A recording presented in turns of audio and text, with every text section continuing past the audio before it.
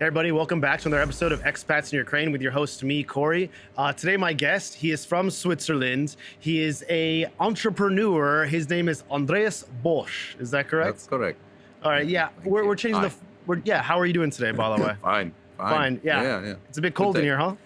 It's a bit cold, but I was helped out. So. You were helped out. Okay, it's great, man. It looks great on you, by the way. Yeah, actually, I like it. Yeah, maybe I should just go out with it. Exactly. Maybe they'll let you keep it if you ask nicely.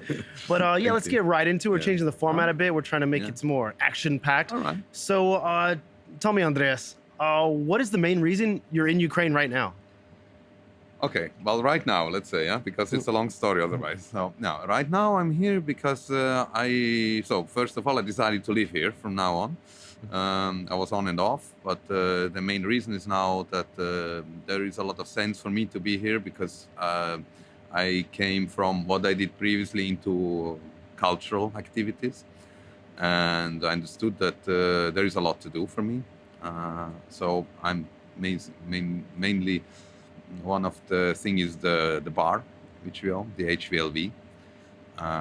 So I'm getting very much involved into really day-to-day operations and the management.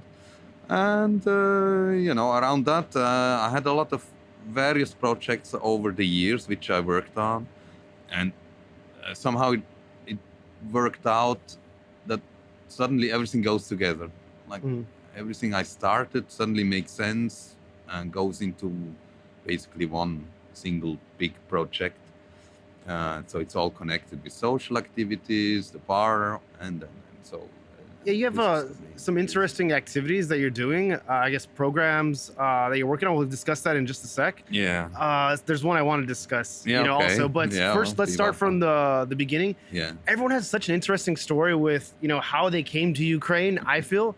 Can you tell me about this? Like, how did you end up in Ukraine? Like, what is the background here? Well, so actually, the first time in Ukraine I was in 1991. So, and that was for work at that time. And so happened that I found my wife in 1991 in Ukraine. She worked in the same company. Ukrainian.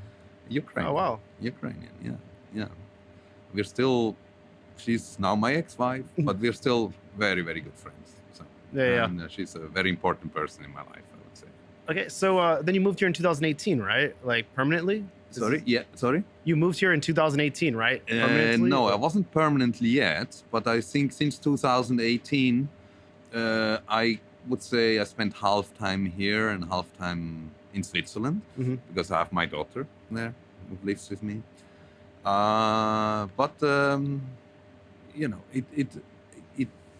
I started all these projects living half time here, half time in Switzerland. And so this year I understood that it's time to move here because I feel well here. I have all my social life is here, my friends, my business, everything is here. And I decided that's a good time to move here. Yeah, for me, there was this moment when I first came to Ukraine. I was staying for a while, but I didn't know that I wanted to stay here long term. But then something clicked. Yeah. Like, did you have that moment, and what was it for you? Yes. I think that moment came it really was recent, I would say. Now, I had, the intention was there, but I couldn't see the whole picture yet, like the reason, the full reason to be here. We had various discussions with my colleagues, and, some of the colleagues have to stay here, of course, in their age, as boys, with the present situation. And I understood that it is frustrating for them as well, that we can't really, work on a daily basis. And I think I had the real click really end of last year. I understood that I'm happy here. This is the place I want to be. Everything suddenly made sense, and just the click was, okay, let's go, let's do it. It was also because my daughter has a certain age now, which allows, she has her life, she has her partner in life, and so. So I thought the timing was really great, and I understood that if I want to follow through with projects and with all the activities which are there, it makes sense to be here. It's the only way to really do it. Yeah, I bet you blow Ukrainians' minds when you say, I'm from Switzerland, but I love Ukraine. I want to live here. I bet their mind is like blown, right? Yeah. Yeah, people tell me, you probably heard it before as Yeah. well. Like, I think when you live in Switzerland, we all want to live in Switzerland, but you come here. I said, yeah, I feel alive here. Yeah. I feel alive here. I really do. I'm from a beautiful country. It's an amazing country, and I love my country. Yeah. But I stopped my work in 2018, and so I decided that this is, I was in Switzerland and understand without work, it's not an interesting life, I would say. And so everything I did was here, and the friends are here. I have an enormous amount of friends, and these are the friends in Ukraine. It's something special. It is really amazing. It fulfills me. It makes me happy. And this is why I decided that's it. I come here. And people understand. When you talk to people, they get it. Because they know themselves that it is a beautiful country here, and that is a great country. So it's very beautiful, and the people make it beautiful. Yeah, that's exactly. I have so many connections here, so many friends. Yeah. And these are just, true friends. Yes. Whereas in the US, you just call everyone a friend. Oh, that's my friend. You just met the guy. That's my friend. And there's not really like a strong meaning. But here, when you call someone a friend, it's actually a friend, like almost like an extension of your family. Yeah. Yeah. It's. And this present situation makes it even more close, I would say. Yeah. Like right now, this friendship is really profound, I would say. Yeah, I can imagine Ukrainian people give you a lot of respect because you decided to continue running your business and staying in Ukraine, right? Yeah, they do. But, to be honest, I'm mostly with really young people, I would say. Well, 25, 35, I would say. And they give me as much as I give to them, I would say. Like, I learn a lot from them as well. Yeah. They're amazing.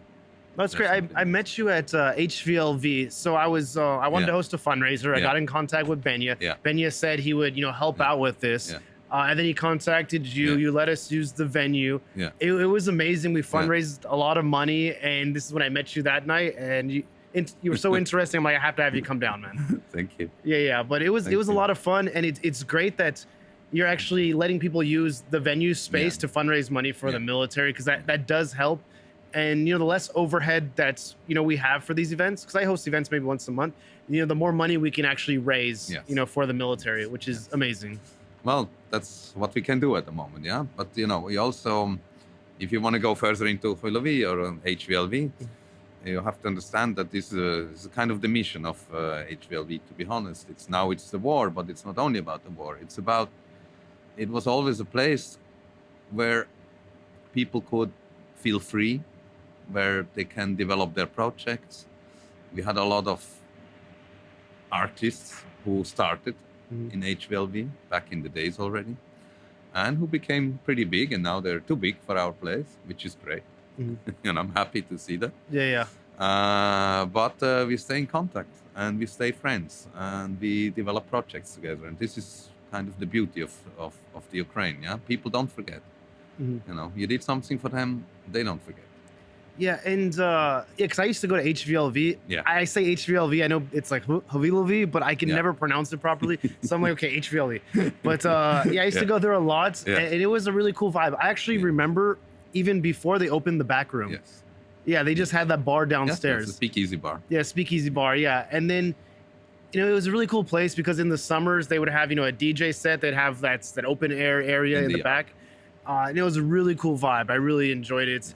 And you've been with this business for about was it 7 years? 8 years now. 8 years. How has your business been affected over the years, especially from COVID and then the war? Because I know that parties have changed. Yeah. Nightlife has changed. Yeah. And businesses have changed, especially after COVID. Yeah. Well, yeah, you can imagine that for a business like nightlife business, it wasn't easy times, no? But it was also times when you connect more with the people, I would say. During COVID, it's quite fun. I was here only part-time of it. I wasn't here right in the beginning of it because actually HVLV became kind of a refuge for people, to stay together in the place. But So we went over COVID, and to be honest, I came as much as I could because in Ukraine, it wasn't as bad as it was in Europe or maybe in the US. I'm not sure how it was in the US. The US was bad. We felt, most people felt a bit imprisoned, I would say, in most part of the world. And here, somehow, of course, the rules were there, but still you felt a certain freedom, I would say, during the COVID times. You can imagine that for the business it was difficult, of course. But, when you have friends, you get over it. So we made it through. And of course, when the COVID was finished, we were like, that's it. Okay, now we can really start again. Well, next thing is we have a war. So, the war, the effect of the war is disastrous, of course. Yeah? It is. Let's be honest. The only good thing about it's again, HVLV was always a community place, and thanks to this community and these friends, we survive, and we survive, and we will survive. That's what happened. I mean, both COVID and the war, it ruined social establishments, like bars, nightclubs, stuff like this. Yes. And since there's a curfew right now, ever since the war began in 2022, I feel like Ukrainians, they kind of adapted to this. And if you want to go out for some nightlife, it actually starts a lot earlier. Of course. They have, because they love techno music here in this country, and they love these kind of raves. So I'm part of this, Telegram group, and it just shows you all of these events. Yes. And it's called Nichny Kyiv. Oh, I'm not in that one. But You're not in that one? Yeah, I should actually try. Yeah, I'm going to share it with you afterward. Yeah. But they call them day raves now. Okay. Yeah, so at different places, they start earlier, maybe 4 or 5, and they end before curfew.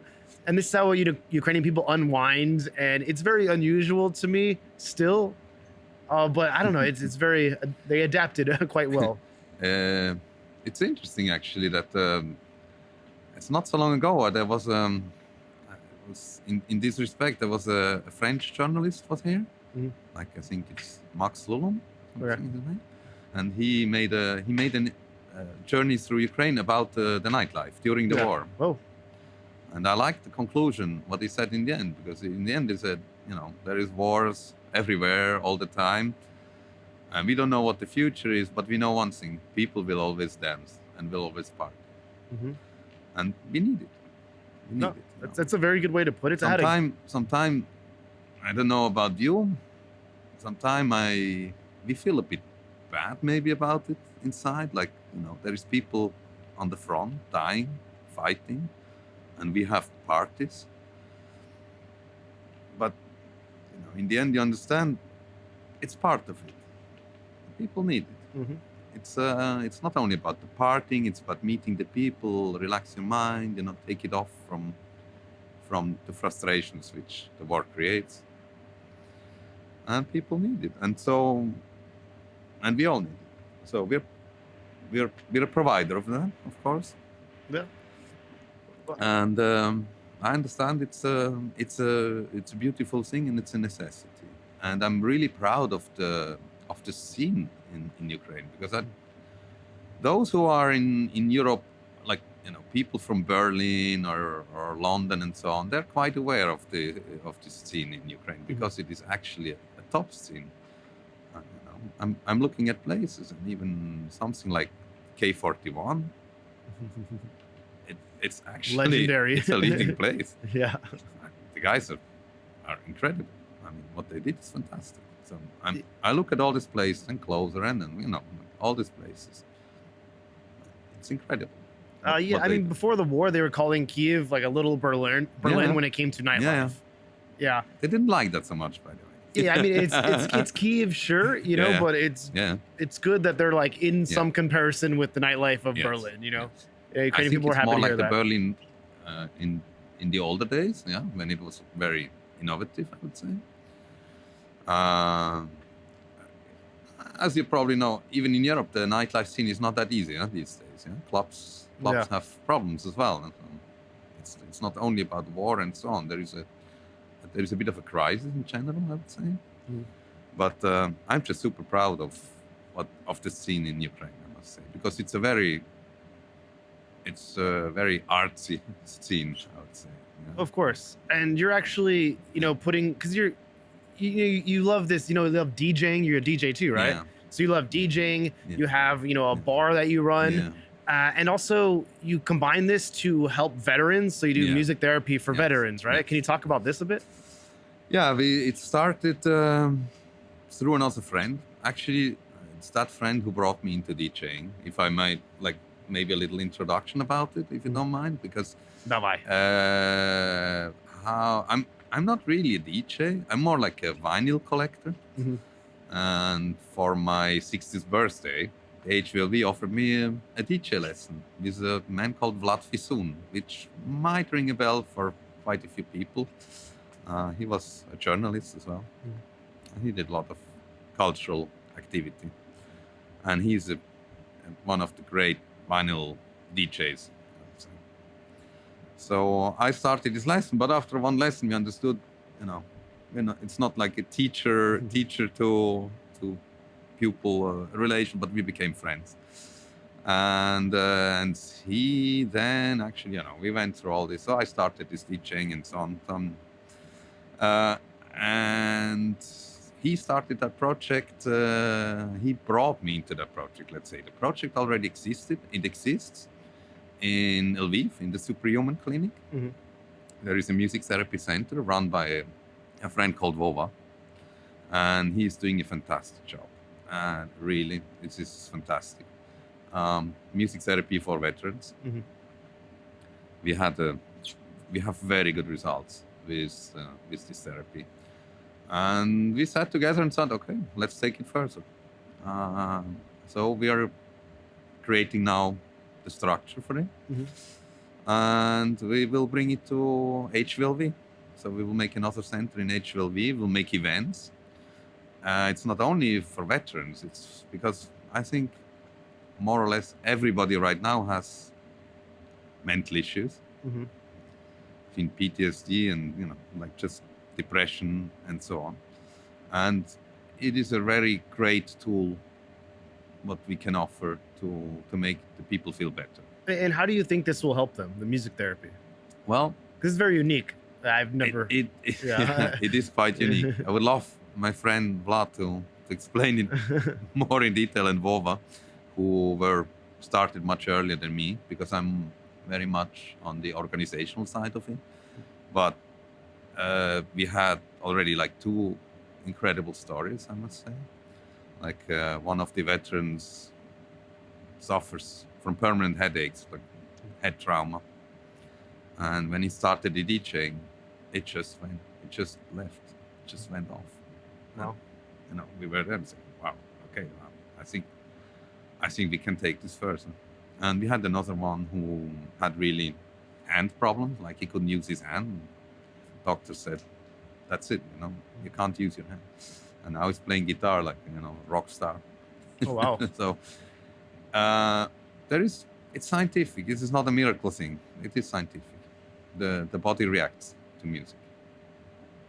So we're not taking a scientific approach, actually. We're doing this very informal. People need to be together. Just the fact they're together, creating something together, the veterans mixed with whoever, wants to profit from it. It helps them to relax their mind, because that's what it is. It's all a head trauma. And this process, which looks miraculous, it just works. And so we decided that let's take it first. So we will open this activity in HVLV. It's the beginning of the project, huh? So it will take a bit of time, but we think in March already we might have some events. Maybe. So it seems like you're a busy guy. You're an entrepreneur. You have several businesses, and then you decide to do this music therapy, for veterans. Yeah. What motivates you to do that extra? Is there somebody that you talked or met with, and you're like, what? I want to do more than just have businesses. I actually want to help people. Was there a person or an event, or you just feel so connected with the community that you want to help? I think I always was there for helping people, all my life. I did a lot of such things, but I never did it in form of very concrete projects. I would say it was more personal and this and that. It's about meeting the people. I think you just meet the people. I had the desire to do it, but you need to meet the right people, and somehow through the friends, through this community where I live in, it opens your eyes what you can do in practical, like really can do. And I wanted to help because I think if you come to Ukraine and you see this situation, you want to help and you need to help. It fulfills me as well, yeah, and it helps. So I think that's how it happened. And then when you have the intention, you meet the right people. It just happens like that. You just start to meet the right people with the right ideas, and that's how it happened. And so I had several ideas like this, and again, the HVLV is the center stone of it. It just connected all these activities, and for us, HVLV, it's a mission as well. Yeah, it's a mission to do this kind of activities, and everybody is keen to do it in our bar as well. So that's how it happens.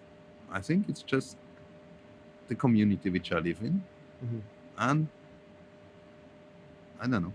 That's how. Yeah. Have you have you met many military people? Because there's like a lot of trauma in this country. Yeah. Physical, mental, and there's Yes. going to be a lot more.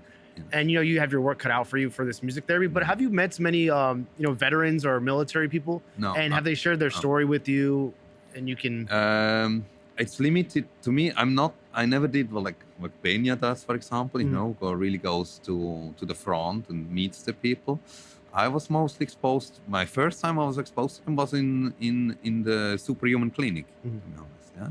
I mean, I met military people, but not veterans, like just military people in our places, and you have discussions. But that's not the same. But when I went to the first event in this Superhuman Clinic of the veterans, and I saw how keen they were to participate in this program, and to be honest, they were really cool.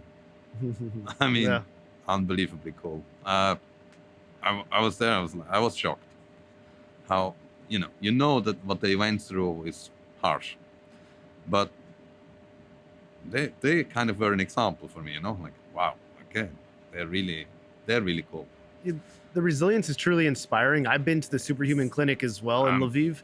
And all the people that I met and we filmed and talked to, they just seem kind of like, their spirits were like up. Yes. Yes. You would think like a person in that situation, like a double amputee, they would have like a different outlook, but they seem like, what, it happened. It's sad, but I'm Ukrainian. We must be strong. Yes. And it's also like, first of all, when you see what Superhuman Clinic does, of course, like you basically give as close as possible normal life back to them. It's astonishing what it does to them. So, and we help them basically in the after process, and I think it's a very beautiful thing to do. And it's an exchange, like they give you a lot as well, because when I talk to them, actually, two of the guys came to my DJ set. I had a DJ set in Drahovic, which is not around the corner.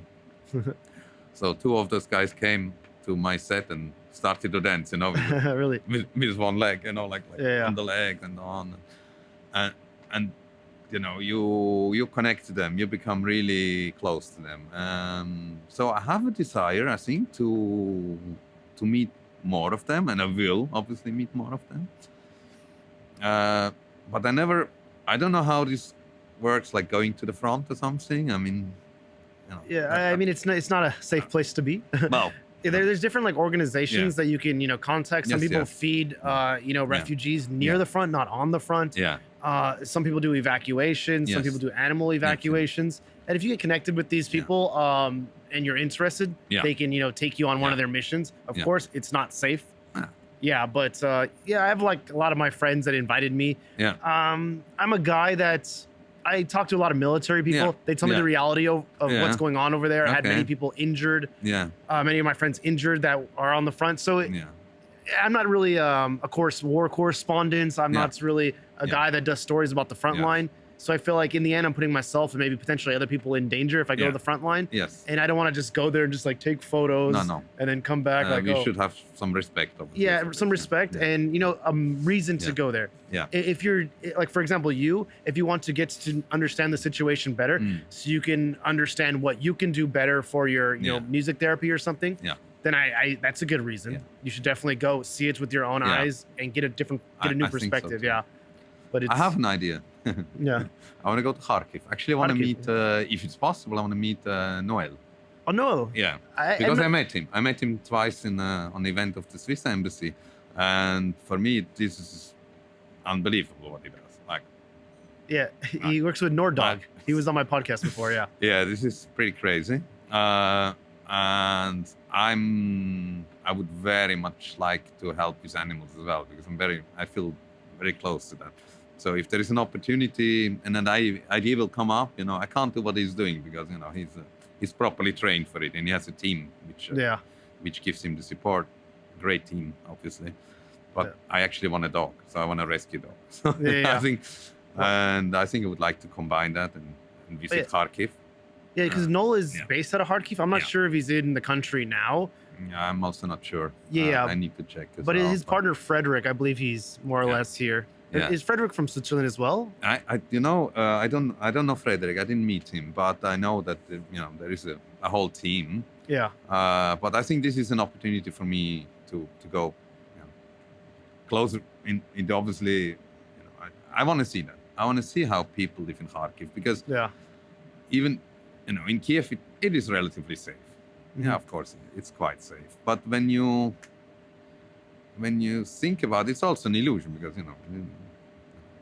But I want to go to Kharkiv because I'm sure, and I know from friends that they do the same what we do here. They just live their everyday life. You know, it's just you have a lot more bombs, obviously, which to be honest, I didn't expect in my life to see such a situation. You know, where I mean, I'm over 60, so I didn't really expect to have see a war in my life and to live a war. And now I understand better. I'm sure it's pretty the same in Gaza or somewhere. I'm sure people go on with their life, you know, like.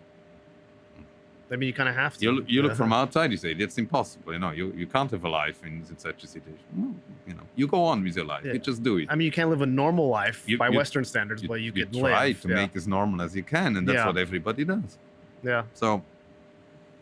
And I like the idea of Kharkiv and Dnipro. I want to visit. I mean, Dnipro I know from the past, not during the war, but from the past. I'm quite connected with the underground scene. Yeah. Dnipro. The Dnipro is great. I like Dnipro. Yeah. I love the people. You don't like it? I love them. I love them. Oh, you know, I was supposed to go to Drahobrat for the free riding. This abstract beat. Drahobrat, it's like next in Ivano-Frankivsk, right? Yeah. Yeah. Okay. Yeah. Well, I mean, it's properly Carpathian. So yeah. Okay. Yeah. So I was supposed to be there now. The guys are there for free riding and like music parties in the evening. Yeah. Great people. I really love them. And I don't know Kharkiv. Basically, I've only been once, but I know that the scene is pretty similar, like proper, very, very good art scene. Yeah, a lot of people were saying that, you know, Kharkiv before the war, it was better than Kyiv. And yeah, also, if you ever go to Kharkiv, I know several people over there, you know, from different organizations. This girl I know, she's a medical instructor, a Ukrainian girl, so she can definitely like maybe show you around, show you what she does. I'd love that. Yeah, and I can also connect you with some other, you know, NGOs that are over there, and they can show you around and show you what they do. So if you ever have a plan to go, I can connect you with some people, and you can, you know, witness several things. Yeah. Thank you. Yeah, just let me know. Yeah, super. No, that would be really nice. No. But so Kharkiv's definitely on the map for me to have a trip. You know. Yeah. So I mean, man, I'm past 60, so it's okay. You know, I hope that I won't have a bomb on my head. But you know, I've traveled 37 years to Africa, so I'm Oh, not yeah. I'm not of the afraid nature, let's say like that. But I mean, it's more about the young people that I'm sad. You know, Yeah. because, So, how do you feel about? Are you optimistic about the future of Ukraine? Because there's a lot going on with these maybe peace talks between like Putin and Trump yeah, without Zelensky or his delegation, and they're basically. It seems like they just want to divide up Ukraine, similar to like this Molotov-Ribbentrop pact, yeah. from World War II. So, how do you feel? Are you optimistic about the future of Ukraine? Actually, this is a really difficult one, future of Ukraine, because I can't influence the future. I mean, I can only help Mhm. do what I do now. And I think the future of Ukraine should be decided by the people of Ukraine, not by anyone else. Just some people making big plans dividing Ukraine doesn't sound right. It doesn't sound right. But what to say? I mean, you're not Ukrainian, but you have a lot of skin in the game. You live here. You have a business. You have several Yeah. businesses here. Yeah. You have a lot of friends Yeah. here. Yeah. I mean, you have skin in the game. It's not like, I can't have an opinion, man. Your opinion is very valid, man. I'm just, how to say, I'm divided between, I want that war to end. I really want that war to end because I just cannot see how the young people have to live this. The young people don't have a perspective, let's be honest. You can't have a perspective. And this is, I think, what is the heaviest part of life of a young Ukrainian person now. How do you? What is your plan for the future? Well, I don't know. Yeah. I know what's today. Yeah, so it's really hard. But I'm super proud of them because they really go on and they really try to make plans. We're even now thinking of, we are kind of preparing of the idea of the end of the war, but we don't control this process. Mhm. We don't control. I know only one thing, and this I'm sure about, and they have shown it, that they will not give up, whatever happens. What I would like to say is maybe, this is a bit harsh maybe, but, I would say, sorry, but Russia, that's the cancer, Mhm. and it's the cancer in 4th stage, Mhm. which means what? It's unhealable. And it will die one day. Mhm. But unfortunately, a part of that cancer has also infected Ukraine because it was a very long time under that system. And I think, luckily enough, it's not at stage 4, Mhm. So there is healing. And the young people of Ukraine have shown that they will not accept any compromise. They have stood up since Maidan or even before, they have stood up to it. And I think this is the only thing which I'm sure about. Whatever that future is, those young people will continue to fight for it. Mhm. We don't know. I don't know. You don't know what will be tomorrow. We don't know. It's impossible.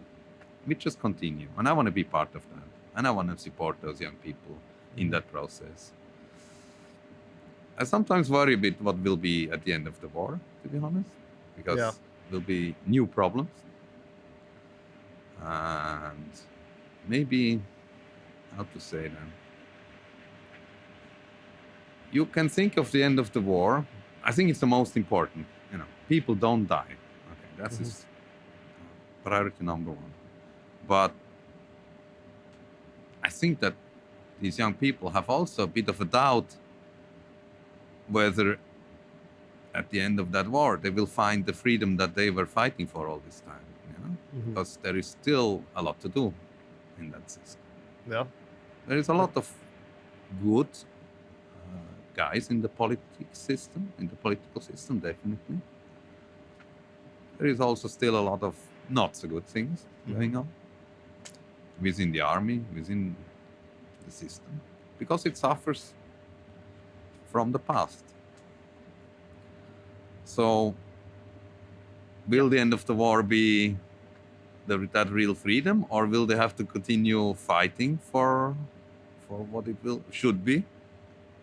That's one of the questions I'm asking myself as well. whatever the future is of Ukraine, Yeah. I feel like Ukraine as a country will never be the same as it once was. No. There will always be this threat lingering. And plus with, the US turning a totally 180 Yeah. on their stance for Ukraine. Yeah. And then plus them talking, behind the back of Ukraine on some peace negotiation. Yeah. I just feel like they don't have the best interest for Ukraine at heart. No. And if the war stops on terms that aren't favorable for Ukraine, whether it's security guarantees, Yeah. whether it's returning Yeah. to the pre-2014 borders, Yeah. there could be something really bad like on the horizon. A lot of people are going to come home, from the military, Yeah. and they'll say, "Why is my government giving in to Russia or these demands Yes. when I've seen all of my friends and my brothers and family died in this war? What was it Exactly. for?" What Yeah, did and- we fight for, and what are we? Exactly. That's Then what I mean. maybe Zelensky will have some election and some, I don't know, military guy. Yeah. Well, I think some military guy will be the next president, some Yeah. guy that was big in the military. Yeah. Because right now, Ukrainian people, they respect their military so much because they're literally defending their lives. The military people on the Defending front line. Us as well. they're Yeah. they're Like, can be defending my safe life as because well. of- I have the yeah. utmost Yeah. respect Yeah. for all military people here in Ukraine because, they're risking their life, for people like me. Exactly. And it's just, Exactly. I'm just so worried about the future of Ukraine. And I just really hope that whatever negotiations happen, I feel like I hope it's favorable for Ukraine. Whereas the Ukrainian people can actually have some peace, knowing that this wasn't all for nothing. This is what I meant. This is what I meant. That's why I'm saying this process can't happen without the Ukrainians deciding about it. And if that's what's going to happen, maybe there will not be a complete peace because the young people will continue to show what they showed in the past, and they will continue to fight internally for their values. And I hope it will not get there. I hope it will be considered that you can't decide in the back of the Ukrainian people. You cannot. You need to include them in the process. And as you said, all these people from the army will be back, and they should be, how to say, they should receive the result of what happened, and so many of them died. So yes, this is my worry about it. I would say about the future. How close we are to that peace agreement or not, I have no idea, to be honest. I'm sorry, I'm one of the guys on 20, like the day before the war started, 23rd of February, I was here saying, no, they will not come. So I'm stopping making To be honest, I was about the same. provisions about the future. Yeah. So what are your plans? There then, is a man? lot of signs, obviously, which I would say show to a possible peace. I just don't know what that peace will look like. I don't know. What are your plans then for the future? My plans for the future. I will be here and helping the people to do what they do. Yeah. So you're gonna be here long just- term. This is your Oh home no, now. I'm decided that's it. I You're want gonna be to a stay here. pensioner in Ukraine. Yeah. I want to stay here. No, absolutely. Of course, I will visit Switzerland. I would say.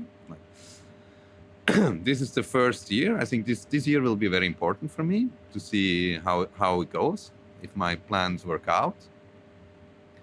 I think if there is a peace, whatever it is, I think my role will become even more important. And I think our role, every foreigner who is here, I think we have an even more important role because there will be many problems where you can step in and help. And I think I'm just really happy to be here, and I want to continue, and I want to get, to know the deeper issues, get more involved in the culture. So I want to be here, and I want to stay here. Yeah. Me as well, man. This is my home. This is for me. It's my home as well. It's frustrating for me that I don't talk the language yet, But I started. I can understand more than I speak. Of course, yeah. That's a good sign. Yeah, well, Understanding. I mean, I think, as I told you, I came 1991 here, and as you can imagine, when I asked about, okay, let's learn the language. Of course, you learn Russian because Nobody ever told me you Yeah, should learn yeah. Ukrainian at that time. So now I'm in the situation where I talk a language which I don't want to talk. And I have a bit of issues like talking Ukrainian because I fall into like my mind goes into the Russian immediately. So it might sound like an advantage, and it is for the understanding, but it is a terrible. It stops me from talking Ukrainian for now, yeah, because I just don't want to talk Russian. So I started my lessons. Do you take lessons? Yeah, I can. I'm the same as you. I came in 2014 Yeah. to 2015, and I started learning Russian. And I can understand a lot. I could speak Russian, but my Ukrainian is bad. And after the full-scale invasion, I was like, okay, I don't need this Russian language. Obviously. And I'm taking Ukrainian classes now. Yep. So I don't know. It's still kind of bad, like my Ukrainian. I try to speak Ukrainian, but I end up speaking like a mix, like Surzhyk or something like this. Yeah, it's. And to be honest, like a lot of people, especially like in Kyiv, they spoke Russian. Like it was probably maybe 60% more Russian speaking, or maybe like they would mix it. And then after the war, everyone was like, you know what, we don't need this. Like this is, we need to create our own identity. Yeah. You know, we need to stop trying to, mix with this Russian identity because this is, they're animals. So that's a great point you just mentioned because, I came in several times in like 1991, we were talking basically still Soviet environment, It was just the end, and it was like some of the worst years in the history. I mean, like the beginning of the 90s was an absolutely terrible period in Ukraine. Then I went back and I lived here for a while from like 2006 to 2009, like half time, I would say. That was already, you could feel that, I was here Actually, I was here in the Orange Revolution. And then, I saw, okay, now this is becoming more modern, like there's a huge change, like a huge change. And then when Maidan happened, that was actually that was kind of the click when I said, okay, let's check it. Yeah. And I stopped my previous life, let's say, my work life from previous times, and I came here, and that was the wow effect. Yeah. Because I kind of missed this small period between Maidan and when I arrived here, really, like 2000 and 2017, and then I was here, and I was like, that was shockingly incredible, because I'm very nostalgic for it as well. Yeah, it was incredible, that change. Like, wow, that was fantastic what was happening. And you understand that Ukraine is super modern country. It's, and also when you were talking about the identity, because still I would say even in 2000, beginning of 2000s, I didn't feel this identity so much. I didn't feel that young people were particularly proud of being Ukrainian or, have the identity. I mean, I'm in a bubble, this is a bit hard to judge. But just from my contact, I would say we were nowhere near what happens now. And it's not only the war, it's obviously it started earlier. So, and this generation now, I'm really super happy, that they have a proper identity. Yeah. And you can feel it everywhere. And of course, the war doubles it. I know you were hesitant on saying that you're optimistic about the future of Ukraine, but with the words you just said right now, it seems like you are optimistic about the future of Ukraine. I am optimistic about the people. I'm optimistic about the people. Yeah. It's they will do it. They will do it in one way or another. It can take long or it can take short. I want them to really profit from what they created. Immediately after this war. And this is my main thing. Well, I'm glad you stayed in Ukraine, Andres. We're running low on time right now, but I'll tell you what, if people want to follow your journey, or maybe if they're interested in this music therapy that you're going to be doing in the future, or maybe if they want to just come to your bar and have a drink with you, how can they get a hold of you? You can look in this camera and then plug all right, well, so you find me in HVLV on a daily basis, basically. So we are on Verkhny Val 18, for those who don't know, in Podil. There, I'm always happy to see people during the week, at the weekend. Well, I'm reachable all the time. I am on Instagram. I'm not a great like. I'm not a great With social media? Yeah, I'm not really good at it. Yeah, I'm learning. Actually, I'm learning a lot from young people. Yeah, but you can see me on Instagram. If you type my name, Andreas Bosch, you will see my Instagram on it. I'm really always happy to meet new people and talk with them and exchange, because I'm learning a lot from that as well. And most creative ideas come from this. They come from exchanging with people. I'm much more involved in the creative process, and we encourage young artists to come to HVLV and bring their projects, and they can showcase their projects in HVLV. And this is something which I am giving a huge priority to. I really want to work with young artists. So this is basically it. If you want to see me tonight, well, no, tonight, not tonight, but I'm DJing regularly, so no problem. I'm a vinyl DJ. I'm not a technical very good, but yes, I do play my vinyls. And I'll be very glad to see everybody and discuss. Well, thanks for joining us, Andres. Thank you to you. And yeah, so thanks again, guys, for watching this episode of Expats in Ukraine. If you like this episode, give it a thumbs up. If you want to see more content like this, subscribe to the channel. And if you want to check out Andres' availability, just leave a comment down below, and maybe you can ask him when he'll be at the bar. You're going to read the comments, right? Absolutely. All right, great. By the way, this is my first live interview ever. So really, first interview ever. Yeah. Well, it's great. Thank you very much. Yeah, I'm sure it'll be a success, and I'll send you some short clips of it, and you can start developing your social media. Yeah. Okay. Fantastic. But yeah, thanks again for coming out. I'd like to shake the hand of the guest over here. So, come on down. Yeah. All right, thanks so much for coming out. Great.